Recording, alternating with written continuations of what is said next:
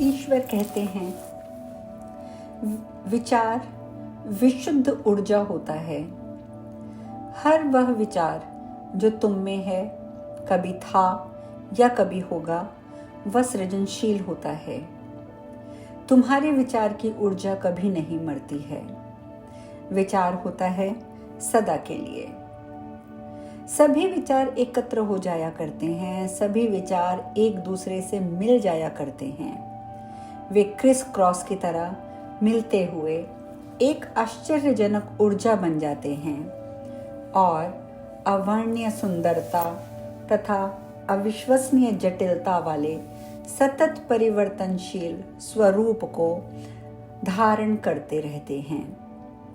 जैसे हर ऊर्जा अपनी ही जैसी ऊर्जा को आकृष्ट किया करती है, वैसे ही ऊर्जा का एक पुंज अपनी ही तरह के दूसरे पुंज को आकर्षित किया करता है। जब एक ही तरह के काफी पुंज एक दूसरे को क्रिस क्रॉस करते हैं, एक दूसरे में से होकर गुजरते हैं, तो वे एक दूसरे से सट जाते हैं। इससे एक ही प्रकार की ऊर्जा का एक अबोधनीय विशाल संसत रूप बन जाता है और वही घनीभूत होकर पदार्थ का रूप ले लेता है। लेकिन पदार्थ बनता विशुद्ध ऊर्जा से ही है। दरअसल वह बन ही इस तरह से सकता है। ऊर्जा जब पदार्थ बन जाती है, तब वह दीर्घ काल तक पदार्थ ही रहती है, जब तक कि उसकी संरचना को विपरीत या भिन्न प्रकार की ऊर्जा के द्वारा विघटित नहीं किया जाता। भिन्न प्रकार की ये ऊर्जा पदार्थ पर क्रिया करते हुए दरअसल पदार्थ को विघटित कर देती है, जिससे कि वह शुद्ध ऊर्जा उसमें से विमुक्त हो जाती है, जिससे कि वह पदार्थ बना था। यही सिद्धांत तुम्हारे परमाणु बम बनाने के पीछे काम करता है।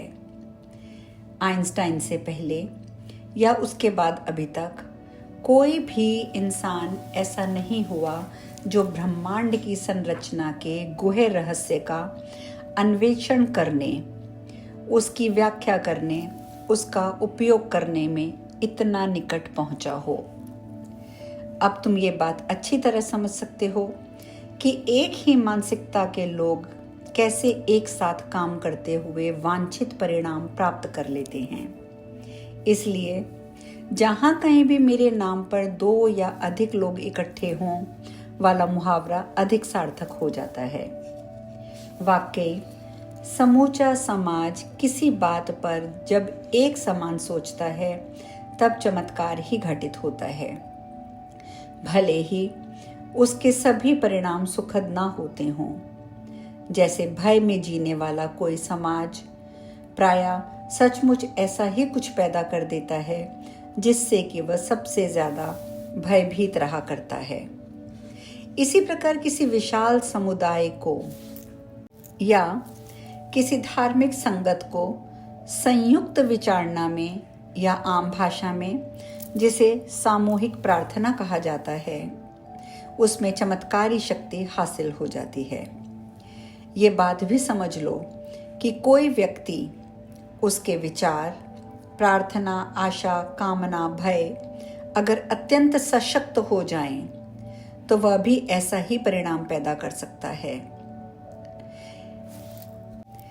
सभी मनीषी बुद्धिमान ऐसा ही करते हैं, ऐसा ही करते थे और आज भी करते हैं। वे जानते थे कि ऊर्जा और पदार्थ को काम में कैसे लाया जाए, कैसे पुनर्व्यवस्थित किया जाए, कैसे पुनर्वित किया जाए और कैसे पूरी तरह नियंत्रण में रखा जाए।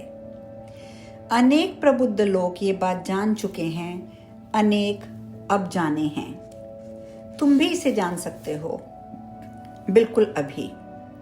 यह अच्छाई व बुराई वाला वह ज्ञान है जिसमें आदम और हव्वा शामिल थे। वे अगर इसे नहीं समझते तो ये जीवन ही ना होता जो तुम्हारे सामने है। जिस प्रथम पुरुष व प्रथम स्त्री को तुमने आदम व हव्वा के प्रतीकात्मक पौराणिक नाम दिए हैं, वे मानव जीवन के पिता और माता थे। जिसे आदम का पतन कहा जाता है, दरअसल वह उसका उत्थान था।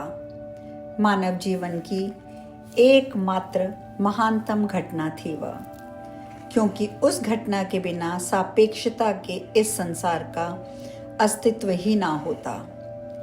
आदम और हव्वा ने जो किया वह मौलिक पाप नहीं था, बल्कि सच तो ये है कि पहला ईश्वर अनुग्रह था। तुम्हें तो अपने दिल की गहराई से उनका धन्यवाद करना चाहिए कि गलत चयन करने वाले पहले व्यक्ति थे वह। दरअसल आदम और हव्वा ने ही चयन करने की संभावना को जन्म दिया था। अपने धर्म ग्रंथों में तुम लोगों ने हव्वा को बुराई के रूप में दिखाया है, बहकाने वाली उस स्त्री के रूप में दिखाया है जिसने अच्छाई बुराई वाला फल खा लिया था और लजाते हुए आदम को संसर्ग के लिए आमंत्रित किया था। तभी से इस पौराणिक षड्यंत्र के कारण तुम स्त्री को पुरुष के लिए पतन मानते आए हो, और इसका परिणाम ये हुआ कि न केवल यौनाचार को विकृत विचारों और भ्रामक बातों में नहीं लपेट दिया गया, बल्कि हर वास्तविकता को विकृति में लपेट दिया गया। जो चीज इतनी बुरी बताई गई हो, उसके प्रति तुम अच्छा भाव कैसे महसूस कर सकते हो? तुम उससे सबसे अधिक भयभीत रहते हो जो तुम्हें सबसे अधिक सुख देता है या दुख देता है। भय तुम्हें उसकी तरफ चुंबक की तरह खींचता है। तुम्हारे सारे पवित्र ग्रंथ, तुम्हारे द्वारा रचे गए सारे धार्मिक संप्रदाय, रीति रिवाज, सब ये स्पष्ट कहते हैं, भय मत करो। क्या तुमको लगता है कि ये संयोग मात्र है? देखो, मेरे विधान सीधे सरल हैं। पहला, विचार सृजनशील होता है। दूसरा, भय ऊर्जा की तरह खींचता है। तीसरा, प्रेम ही सब कुछ है। मैंने पूछा, उफ, इस तीसरे बंदू पर आपने मुझे टिका दिया। प्रेम ही सब कुछ कैसे हो सकता है जबकि भय ही ऊर्जा की तरह खींच रहा हो? ईश्वर कहते हैं, प्रेम ही परम सत्य है, यही एकमेव सत्य है, यही सर्वस्व है।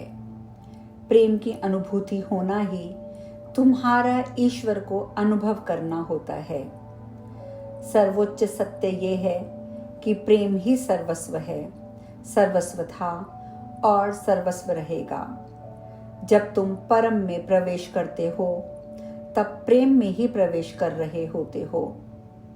सापेक्षता का लोक रचा ही इसलिए गया है ताकि मैं स्वयं का अनुभव कर सकूं। यह बात मैं पहले भी तुम्हें बतला चुका हूं, लेकिन इससे सापेक्षता का संसार सत्य नहीं हो जाता। यह तो एक ऐसी रची गई वास्तविकता है जो तुम में और मैंने निर्मित की है और निर्मित की जाती रहेगी, ताकि हम अनुभव गम्यता द्वारा स्वयं को जान सकें। फिर भी सृष्टि द्वारा वास्तविक प्रतीत होती है। इसका प्रयोजन ही ये है कि ये इतनी वास्तविक प्रतीत होती है कि हम इसे सचमुच अस्तित्व में होती हुई स्वीकार कर लेते हैं। इस तरह ईश्वर ने कुछ ऐसा रचने की सोची जो उससे भिन्न हो। हालांकि सटीक अर्थ में यह असंभव है। क्यों? क्योंकि ईश्वर तो है ही अहम ब्रह्मास्मि, जो कुछ है वही है।